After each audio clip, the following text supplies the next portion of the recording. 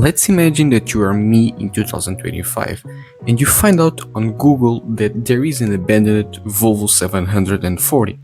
Most people just ignore it, but since I have a weird obsession with old cars, especially when it comes to Volvos, I had to go see that car, even running the risk that it might not be there anymore.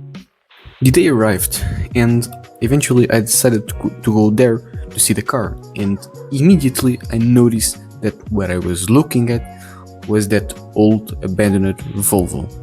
But there was something I couldn't just believe. Even though the car had obviously been sitting in the same spot for a while, it didn't show any rust at all, and its structure was very solid and in great condition. The rims were original and the interior was complete. Besides, it had a manual gearbox, which is normal for these cars in Portugal, but in some other countries it can be hard to find these cars with a manual option. The only visible problems were the paint faded from the sun and the turn signals cracking after being exposed to the sun for so long. But the thing that really made me doubt was the condition of the engine, and very possibly the reason it had been sitting here for a while. After checking the Volvo, I noticed there was a Mercedes next to it, in normal condition, but it had a phone number which clearly meant it was for sale.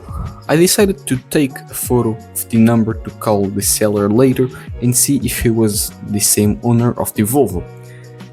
Depending on the condition of the Volvo, I was considering buying it, but for that, I first needed to talk with the owner, obviously. A few days after seeing the car, I decided to call the possible owner, and indeed, he was the same owner.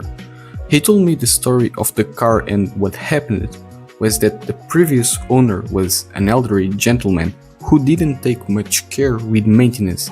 And I should mention that I'm no mechanical expert and I only know the basics, but from what I understood was that one day the engine belt broke, which caused the engine block to overheat and made the valve starting hitting each other. And yeah, that's it. After that gentleman sent the car to the workshop and didn't want to deal with it anymore, so because of that, the owner of the workshop decided to buy the Volvo from that old man, and he's the current owner. So the new owner, who is a mechanic, told me that the car supposedly only needed a new engine head, and that was it, that was everything. It would be ready to go again on the road. At this point I wasn't even considering buying the car, but I still decided to go back and see the condition of the engine. And since I didn't want to bother the current owner, I rented for a day that he wouldn't be too busy at the workshop, and that's how it went.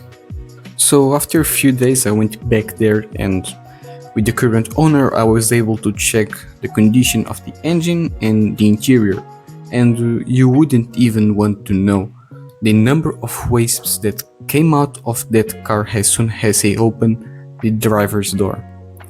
Man, it was terrible. Not the condition of the interior, but the number of wasps. That was crazy. The interior honestly wasn't that bad for a car that had been sitting on the sun, exposed to the sun, for 2 years. As for the engine, the moment he opened the hood, I couldn't believe what I was seeing. The guy is a mechanic and he still decided to leave the cylinders exposed like that? Like, what? Obviously, after being open like that for so long, the engine started to get rust too. And so, I'm no mechanic, and I've already said that, but I think this isn't good for the engine. I think. Not sure, just think. Later he even showed me the rest of the parts, for example the cylinder head, but at this point it was obvious that I wasn't even considering taking this car home. I just thanked the owner for his time and left. Just like people, some cars don't deserve the end they have, and this Volvo 740 is a good example of that.